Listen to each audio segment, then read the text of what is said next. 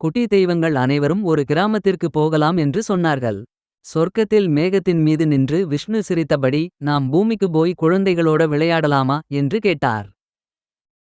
அதை கேட்ட சிவன் துள்ளி குதித்து, அப்போ நான் முன்னாடி ஓடி எல்லாரையும் அழைக்கிறேன் என்று சொல்லி சுற்றினார்.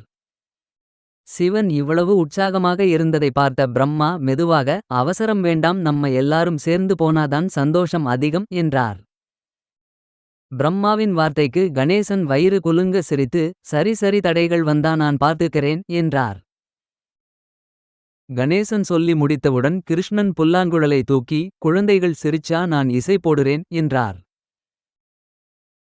கிருஷ்ணன் இசையை நினைத்தபோது ராமன் அமைதியாக, விளையாட்டுல கூட ஒழுங்கு இருக்கணும் என்று கூறினார். ராமன் சொன்னதை கேட்டு லட்சுமி மலர் தூவி, அவங்க மனசு நிறைய சந்தோஷமா இருக்கணும் என்றார். துர்க்கையின் குரல் ஒலிக்க, சரஸ்வதி வீணையை மெதுவாக வருடி, அவரது இனிய இசை காற்றில் பரவ, குழந்தைகள் ஆர்வத்துடன் ஒன்றாக அருகே கூடியார்கள். எல்லாரும் தயாரானதை பார்த்த அனுமன் குதித்து, அப்போ இப்பவே புறப்படலாமா என்று உற்சாகமாக கேட்டார். அவரின் குரலில் சாகச ஆவல் தெரித்தது. அனுமன் சொன்ன உடன் விஷ்ணு கையை உயர்த்தி, சரி, எல்லாரும் கைப்பிடிச்சுக்கோங்க என்று சொல்லி மேகத்தை திறந்தார். வெள்ளை ஒளி வழி திறந்து காட்சியளித்தது. மேகம் திறந்ததும் சிவன் சிரித்தபடி, யாரு முதல் குதிக்குறாங்க பார்ப்போம் என்று சொல்லி கீழே பார்த்தார். காற்று முகத்தை வருடியது. அதை கேட்டு கணேசன், நான் மெதுவா இறங்குறேன், இல்லனா பூமி அதிரும் என்று நகைச்சுவையாக சொன்னார். அந்த வார்த்தைக்கு எல்லோரும் சிரித்தார்கள். அவர்கள் எல்லோரும் பூமியில் ஒரு பச்சை கிராமத்துக்கு மெதுவாக இறங்கியபோது, அங்கிருந்த குழந்தைகள் வாய் திறந்து ஆச்சரியமாக பார்த்தார்கள். அது கனவா நனவா என்று புரியாமல் நின்றார்கள். அந்த அதிர்ச்சியை பார்த்த கிருஷ்ணன் பந்து எடுத்து, நாங்க உங்க கூட விளையாட வந்திருக்கோம் என்று சிரித்தபடி சொன்னார். உடனே குழந்தைகளின் முகத்தில் சந்தோஷம் மலர்ந்தது. கிருஷ்ணன் சொன்னதும் அனுமன் மரத்துக்கு பாய்ந்து, முதல்ல மாங்காய் பறிக்கலாமா என்று கத்தினார். அவர் பாய்ந்த வேகம் குழந்தைகளை உற்சாகப்படுத்தியது. மரத்தில் தொங்கிய மாங்காய்களை பார்த்த லட்சுமி, அதை எல்லாருக்கும் சமமா பகிர்ந்து கொள்ளணும் என்று மென்மையாக நினைவூட்டினார். அனைவரும் தலை அசைத்தார்கள்.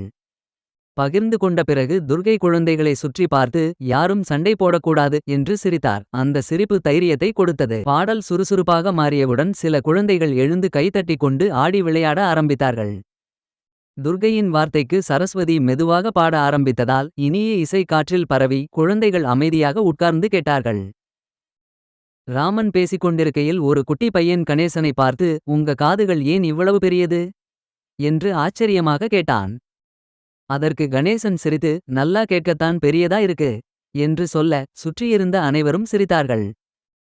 அந்த சிரிப்பை பார்த்த சிவன் உடனே நடனமாட ஆரம்பித்து, இப்ப யாரு ஆடப்போறாங்க என்று உற்சாகமாக கேட்டார்.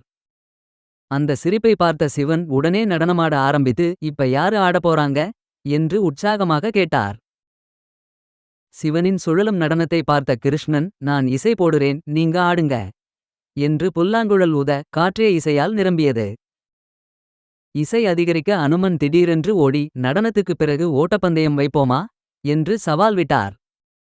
அந்த சவாலை கேட்டு குழந்தைகள், நாங்களும் ஓடுவோம் என்று களித்தார்கள். எல்லாரும் வரிசையாக நின்றார்கள். எல்லாரும் ஓடி முடித்தபோது பிரம்மா மகிழ்ச்சியாக, இதுதான் நல்ல கூட்டம் என்று பாராட்டினார். குழந்தைகள் சோர்வாக உட்கார்ந்ததை பார்த்த லட்சுமி மென்மையாக ஒளி வீசி, உங்க மனசு எப்பவும் இப்படி சந்தோஷமா இருக்கணும் என்றார். அந்த நேரத்தில் சூரியன் மறைய, துர்க்கை வானத்தை நோக்கி, இப்போ நேரம் ஆகுது என்று மெதுவாக நினைவூட்டினார். துர்க்கை சொன்னதை கேட்ட சரஸ்வதி, போகும் முன்னாடி ஒரு பாடல் பாடலாமா என்று கேட்டார். குழந்தைகள் அமைதியாக அமர்ந்தார்கள். பாடல் முடிந்ததும் விஷ்ணு மெதுவாக, நாம் இப்ப திரும்பணும் என்று சொன்னார். சூழலில் சின்ன அமைதி நிலவியது. விஷ்ணுவின் வார்த்தையை கேட்ட ஒரு சிறுமி திடீரென்று முன்னே வந்து, நீங்க எங்களை விட்டு போகாதீங்க என்று கண்ணீர் மல்க சொன்னாள்.